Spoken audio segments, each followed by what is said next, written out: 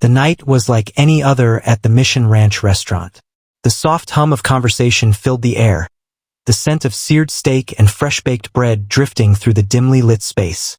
The restaurant, nestled in Carmel, California, had become a staple in the area. Cozy, welcoming, and, on most nights, peaceful. Clint Eastwood walked in without any fanfare. He never announced himself, never made a spectacle. Dressed in a dark button-up shirt, a simple jacket, and jeans, he blended in, just another diner looking for a quiet meal. At 94, he carried himself with the same effortless confidence that had made him a legend, but he wasn't one to demand attention. As he made his way to his usual corner table, something stopped him cold. A waitress, young, probably no older than 20, stood near the bar, her back turned to the room. Her shoulders shook slightly, her hands gripping the edge of the counter as she took deep breaths. She wasn't making a scene, wasn't crying loudly, but Clint saw it. He had always been good at reading people, at noticing the things others ignored. The bartender leaned in, whispering something, and she nodded quickly, wiping her eyes before trying to compose herself. Her name tag read Emily. Clint's gaze shifted across the room. At a nearby table, a man sat comfortably, swirling the last of his wine in his glass. His laughter was loud, the kind that filled a room and demanded to be heard. He was in his 50s, dressed well, the expensive watch on his wrist catching the candlelight. His posture, the smirk on his face, told Clint everything he needed to know. People had heard. The nearby tables sat in stiff silence, their eyes flickering between the young waitress and the man, but no one said a word. No one wanted to get involved. Emily inhaled sharply, wiped at her face one more time, and turned, putting on a shaky smile as she stepped back onto the floor. She was a professional, Clint could tell, trying her best to pretend nothing had happened. But Clint had seen enough. He wasn't the kind of man who let things slide. Respect wasn't optional, and silence wasn't an answer. He pushed back his chair, the soft scrape of wood against the floor barely audible. And then, in that steady, deliberate way only Clint Eastwood could, he stood up. Clint Eastwood wasn't a man who raised his voice. He didn't need to. With the kind of presence honed over decades of quiet authority, he moved toward the waitress with slow, deliberate steps. His boots barely made a sound against the polished wood floor, but the shift in the room was undeniable.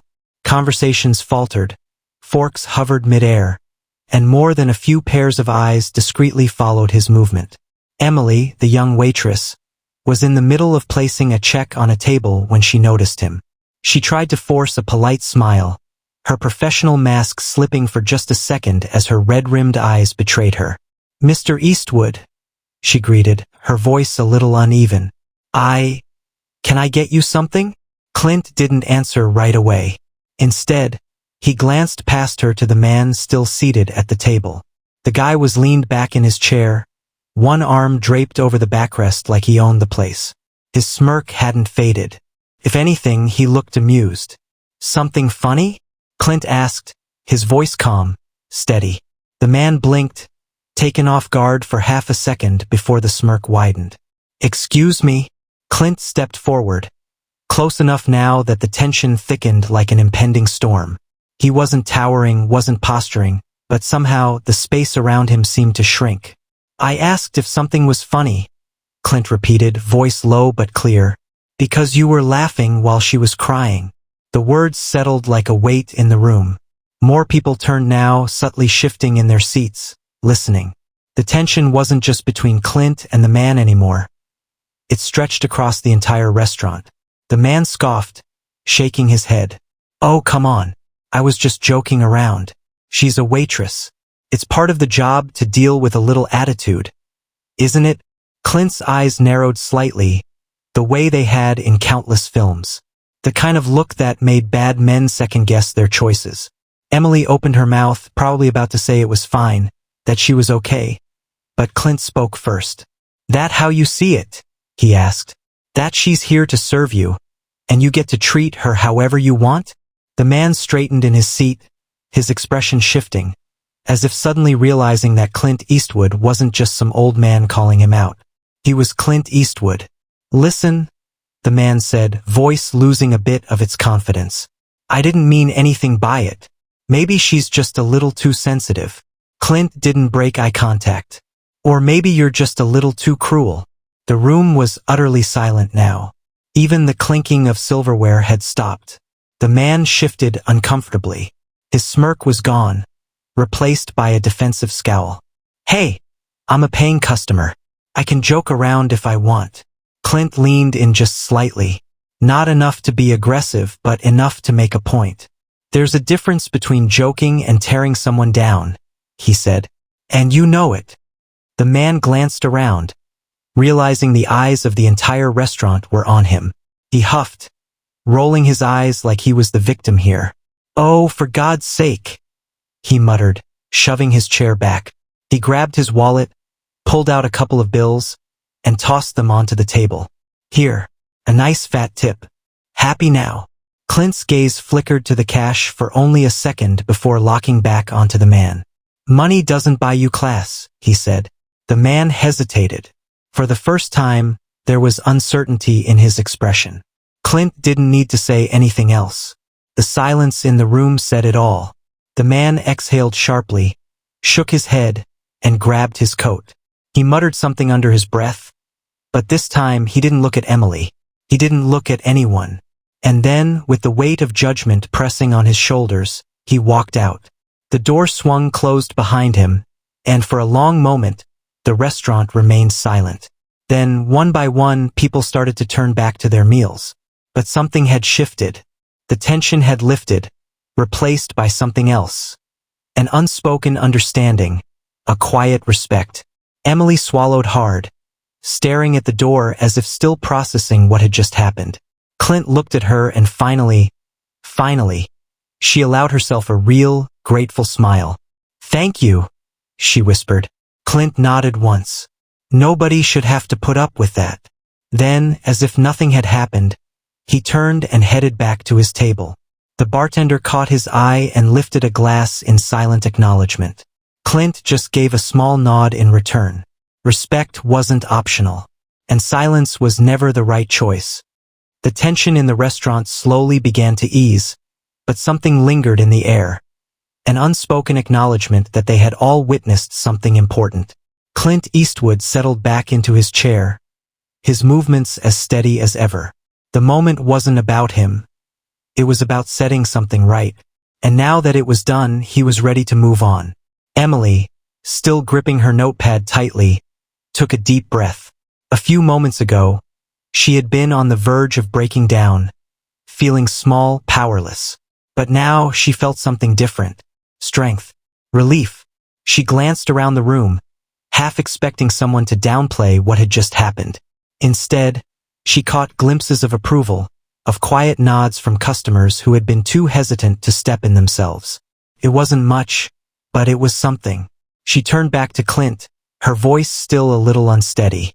"Can I get you something to drink?" Clint gave her the faintest of smiles. "Coffee would be great." Emily nodded, scribbling on her pad before stepping away, her steps a little lighter now. At the bar, the bartender, an older man who had worked at Mission Ranch for years, poured the coffee with a knowing look. As Emily reached for the mug, he placed a hand on her shoulder. "You okay?" he asked quietly. She nodded. "Yeah, I think I am." The bartender smirked, glancing in Clint's direction. "Hell of a thing, huh?" Emily let out a small chuckle. "Yeah, it was." She carried the coffee back to Clint's table and set it down carefully. "On the house," she said before he could reach for his wallet. Clint arched an eyebrow. "That so?" She shrugged. "Consider it a thank you." Clint took a sip, letting the warmth settle. "You ever let anyone talk to you like that again?" he asked. Emily straightened slightly. "No, I won't." Clint nodded. "Good." At that moment, the door swung open again. The restaurant collectively tensed for a second, but it wasn't the man returning. Instead, an older couple stepped inside, shaking off the cold evening air. Conversations resumed, the normal rhythm of the night returning. But something had changed. A lesson had been learned. Respect wasn't something you demanded, it was something you gave. And when you saw someone being stripped of it, you had a choice. To stay silent. Or to speak up. Clint Eastwood had made his choice. And tonight, an entire room had learned from it. Clint sipped his coffee, the warmth spreading through him, but his mind remained sharp, focused. Moments like these always stirred something deep within him. The world had changed a lot over the years, but some things remained the same, like bullies thinking they could walk all over people just because they could. Emily had gone back to work, her steps lighter, her smile a little more real. But Clint could tell, underneath there was still a weight she carried. The bartender, a man in his 60s named Frank, ambled over, wiping his hands on a towel. He'd worked at Mission Ranch since before Clint had bought the place, and over time, they developed an easy friendship. Frank placed his elbows on the counter and smirked. "You sure know how to make an entrance." Clint glanced up, his expression unreadable. "Didn't plan on it." Frank chuckled. "You never do you?" He exhaled, shaking his head. "Guy like that? Seen plenty of 'em in my day. Think they can do whatever they want. 'Cause they got a fat wallet and an empty soul." Clint stirred his coffee absent-mindedly. "And you ever say anything?" Frank hesitated, rubbing his jaw. "Not always." Clint nodded knowingly. He understood. Not everyone had the kind of presence that could stop a man cold with just a look. But the thing about bullies, they thrived on silence. Frank sighed, glancing toward Emily. "She's a good kid. Works hard. Ain't right what he did to her." Clint set his mug down. "No, it ain't." A brief pause, then Frank leaned in. "You know who that guy was?"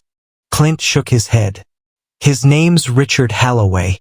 Owns a bunch of real estate down in Monterey. Thinks that makes him some kind of king." Frank scoffed. "Never seen him treat anyone decent, far as I can tell. And that waitress, Emily, her mom used to work for him. Got laid off last year when he decided to restructure his company. Family's been struggling ever since." Clint's fingers tightened slightly around his mug. So it wasn't just about some jerk with an ego. It was deeper than that. And Clint didn't believe in coincidences. He glanced toward the door, where Richard Holloway had walked out not too long ago. Something told him their paths weren't quite done crossing yet. Frank noticed the look and chuckled. "You got that look, Clint." Clint raised an eyebrow. "What look?" Frank smirked. "The one that says this ain't over." Clint didn't respond. He didn't have to, because he knew Frank was right. This wasn't over. Not yet. Clint Eastwood didn't go looking for trouble.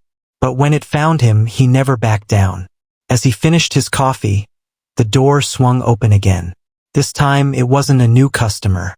It was Richard Holloway, back inside, looking flustered. His face was red, his expression tense. Emily instinctively stiffened at the sight of him, but Clint remained calm, his eyes steady. He'd seen this type before, men who thought the world bent to their will, until something forced them to realize otherwise.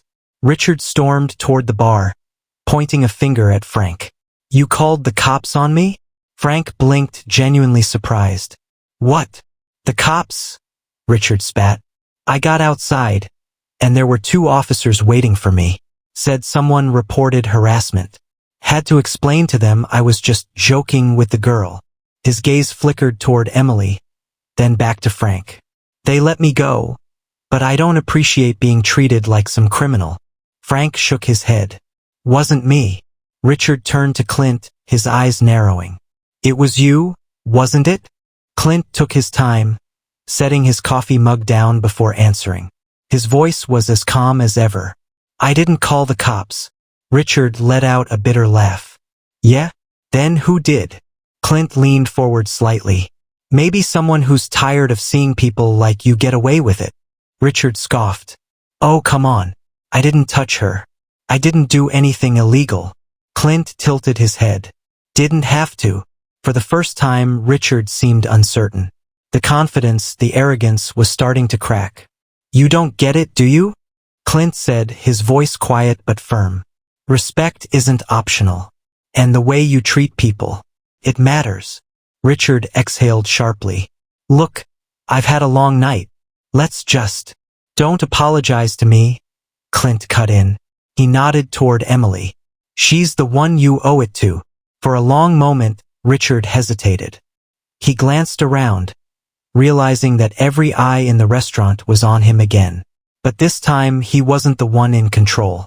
Slowly, stiffly, he turned to Emily. His voice was clipped, but he muttered, I'm sorry. Emily didn't say anything at first. Then, after a pause, she simply nodded. It wasn't perfect. It wasn't enough to undo the damage. But it was a start. Richard turned and stalked out, this time for good. The room exhaled, the tension finally lifting.